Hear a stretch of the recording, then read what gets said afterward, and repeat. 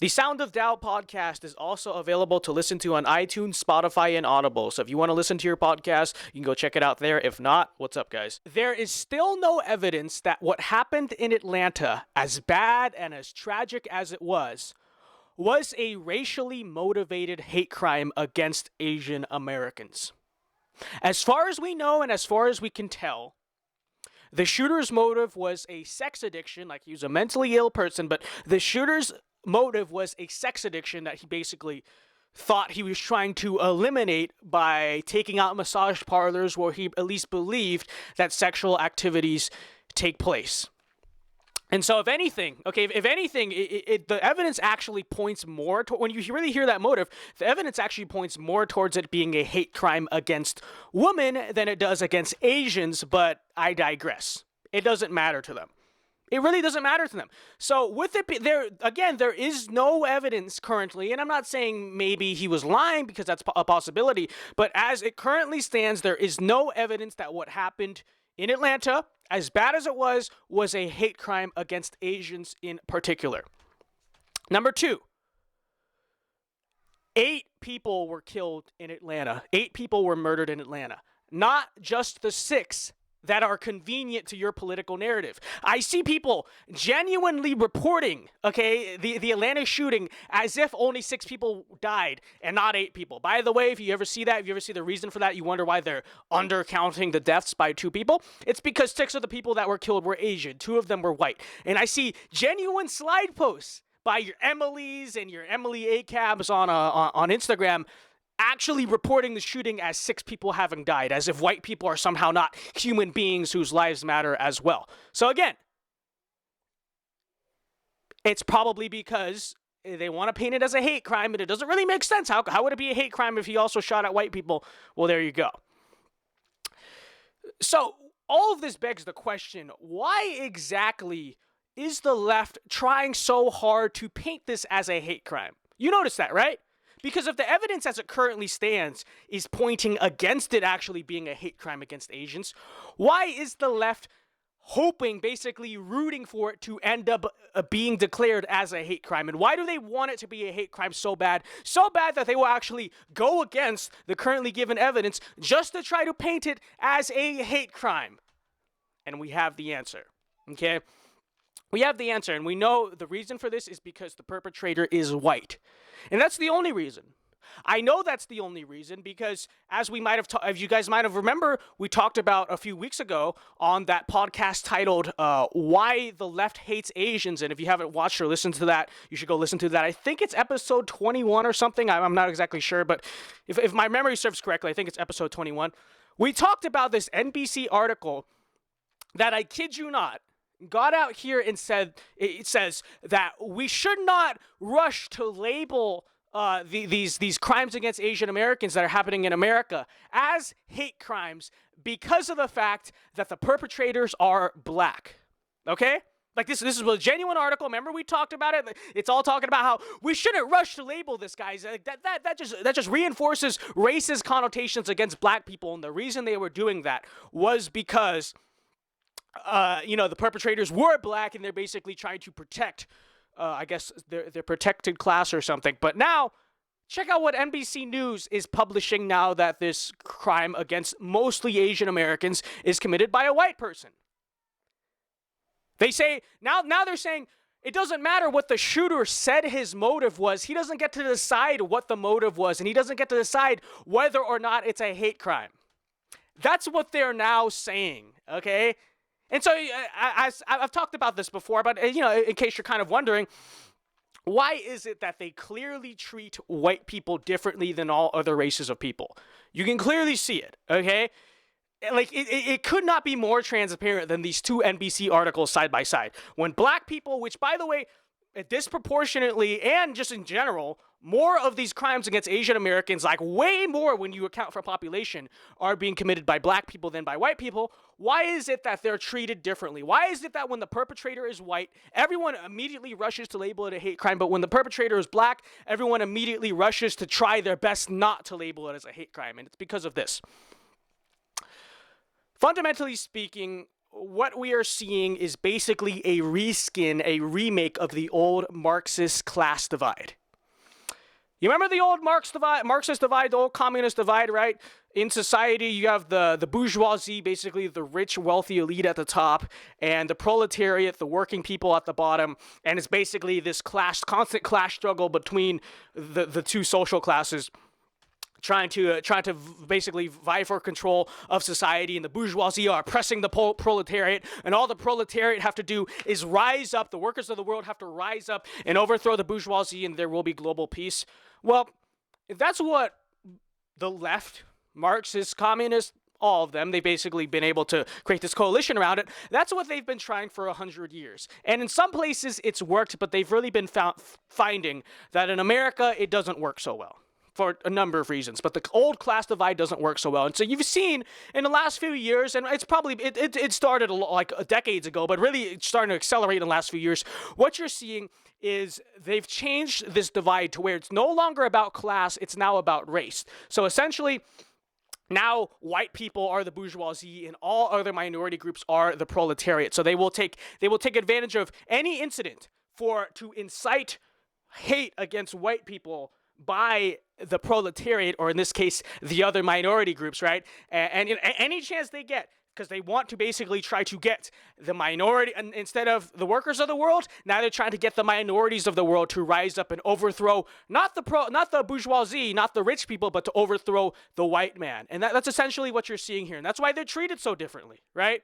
They don't like it when the proletariat fight with one another, because that doesn't really back up their narrative. And what do they say? What do they say when minorities commit crimes against other minorities? Whether that's, a minority committing a crime against their own minority group or another minority group, what do they say? They blame it on, they try to have such a ridiculous stretch to where they blame it on white supremacy, right? They say the reason why black people are killing black people in black neighborhoods is because of white supremacy and white supremacists. The reason why black people are committing crimes against Asians is because of white supremacy, right? The reason why Hispanics are committing crimes against Hispanics, all of it, it's always white supremacy. They try to blame everything essentially on that top class. It used to be the rich people they blame, now it's the white people they blame, and that's why you see it being treated so differently. But Asians in particular have always been a little bit contradictory to this whole, old Marxist divide. Because if the narrative, and this is why I just feel like, and I notice that all this performative activism specifically around Asian people is so disingenuous and just so simply fraudulent. Asian people forever, basically for the past few decades, have completely destroyed that Marxist divide, have always destroyed that sort of class or race narrative. Because if the narrative is that the white people are the bourgeoisie, like they hold all the wealth and the power and the political power in society, and they're just using all of it to hold down the minority groups, it's kind of easy to say that, to paint that narrative when you're talking about Hispanics or Native Americans or blacks, because you can see it. You can see the socioeconomic disparities. But that entire narrative, that entire Marxist divide essentially falls apart when you see the fact that Asians are the highest earning minority group in terms of income in America, and it's not close. They make like in somewhere in the 80,000 range per year. You have whites on average making around 60,000. Asians are actually, on average, far more socioeconomically powerful than white people in America. And if you want to break it down by ethnicity, guess who the richest ethnicity is in America? It's Indian Americans, who are a subcategory of Asian Americans. So we actually hold the most wealth in society. Maybe not the most political power, but that's simply because we're like a very small minority group, so it makes sense that we wouldn't hold all the political power. But in terms of wealth, which fundamentally, the old Marxist divide, we actually are the ones that hold the wealth, okay? And when you talk about academic performance, all this stuff, we are actually more successful on average in society than whites. And that completely smashes the whole narrative of white people holding everyone down, right? Okay, and that's why I've talked about this before. For years, the left has basically tried to clump Asians in as white people. The left has actually actively discriminated against Asians as they would against whites. I mean, you guys might have remembered in that other podcast, I talked about that Washington school district that counted Asian Americans as not being people of color. They actually basically counted us among whites because we did not make the graph of academic performance where they were trying to basically show academic disparities, and we didn't make that graph look convenient for them because we were actually above the whites. So what did they do? They lumped us in with the whites and said we weren't minorities. This is the type of stuff you have seen for so long from the left towards Asians, right? I think it's just so ironic that you have all these people with hashtags like end Asian hate or hashtag, they're saying end Asian discrimination, right? You have people saying end Asian discrimination while they actively support and call for affirmative action. Like, really? Really? While you have people that spout a bunch of nonsense like saying that the meritocracy, which favors on average Asian Americans the most, is racist and all this stuff. They have called for policies that discriminate against us the most. Affirmative action is the greatest example for years. And now all of a sudden, these people are basically pretending like they've always been on our side or something like that. I think it's so funny that, you talk about hashtag end Asian violence and all this stuff, and yet every single time there's been a riot in any inner city, while we go out there and say, hey, rooftop Koreans are our heroes, you guys, all the time, I always see it. Liberals slander rooftop Koreans, Asian Americans basically defending their businesses from violent rioters and looters, most of whom are other minorities, but that doesn't matter. We're talking about the defending businesses aspect of all this. Every single time they get slandered, okay? They get slandered, they get attacked, basically compared to Kyle Rittenhouse. And now suddenly, guys, these people are the ones saying hashtag end Asian violence, hashtag end Asian discrimination. These are the people who have been discriminating against Asians for years. The people who still will not retract their stances on things like affirmative action and all this stuff. Yeah, we know it's full of crap. All it is, it's purely opportunistic, okay? And not saying that these people's policies or what they want is good in general for anyone, because it's simply not. But especially in this case, it's opportunistic because we have been called model minority, white people light, all of this stuff, right? Basically cast aside because we don't make the graphs look important or look correct. We are the ones that get hurt the most by affirmative action, not white people, it's Asians. And affirmative action is a policy that left-wingers in America still support. All of this stuff for all of these years, and now all of a sudden they're like, oh, look at my Asian American over there. Look at him. Are you the greatest? No, shut up, liberal, okay? Like, seriously, Emily, please shut the hell up about your virtue signaling. If you want to end systemic, let me tell you, okay, let's do this, okay? If you really want to end systemic racism, quote unquote, against Asian people, the easiest step is probably step one, get rid of all affirmative action, because we all know how that story goes and how it hurts Asian Americans the most. Of course, they won't do that. Right? They won't do that because every time BLM comes around, they have to support affirmative action because it's like, we need more black people into schools, but not at the expense of white people, at the expense of Asian people, but they don't, right, okay. That's number one. But number two, let's talk about the hashtag end Asian violence aspect of it, because that's a hashtag you're seeing, hashtag end Asian violence, okay? Well, let me speak specifically to my fellow Asians out there, okay? Because it is true that in general, violent crime against Asian Americans is increasing in America. That's true. And it's also true that violent crime in general since 2020 has been increasing in America. I really wonder why that is, but it's true in general, right? And it's also true that white people are not the driving catalyst for this violent crime against Asian Americans. It's actually, but I digress. Regardless of who's causing it, or why it's happening, whatever. It is true that violent crime against Asian Americans is increasing in America, and I won't deny that. And I won't pretend like it's not a dangerous world out there, because it is a dangerous world out there. But you want to know how to really hashtag end Asian violence? Well, listen up, Emily. Asian Emily in this case. What do you call an Asian Emily? I don't know. I guess you just call her Emily. I mean, there's Asian Emilys too. Okay. Listen up, Asian Emily. Slide posts on Instagram from @diversify your narrative about systemic racism or whatever the hell will not save you from violence in the real world, okay? They just won't. But you know what will? The Second Amendment, okay? You really want to talk about, ending systemic racism. So basically, here's what they say. They say violence against Asian Americans is a product of systemic racism against Asian Americans, and so now say they want to end violence against Asian Americans. Okay, well, if that's the case, let's look at a lot of places where Asian Americans live in the United States, right?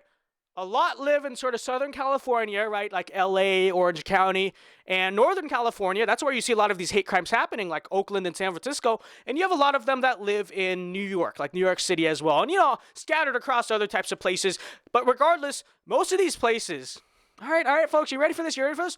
Most of these places are ran by Democrats, okay? Most of the places where hate crimes against Asian Americans are ran by Democrats. And why am I pointing that out specifically? I'm pointing that out specifically because in places like, let's just take Los Angeles, for instance, because that's where I live. It is very hard, first of all, to even get a gun. Okay, but let's say you do get a gun. Okay, which is not impossible, but it is much harder than in other states. It is, however, virtually impossible to get a concealed carry permit here in Los Angeles. The DA basically only gives out 100 out of a county of like 9 million people or something, right? Like, seriously. They don't let people have concealed carry permits here. They just deny them all. Well, guess who's most affected by that, folks? Okay, guess who's most affected by that? In this case, if you're going to talk about violence against Asian Americans are the ones who are affected by this, okay? You are stopping Asian Americans from defending themselves when you rally and you lobby against concealed carry, which liberals always do. Always do. They always are. Everywhere that's ran by liberals, concealed carry is way harder or it's virtually impossible. You know who you're hurting the most?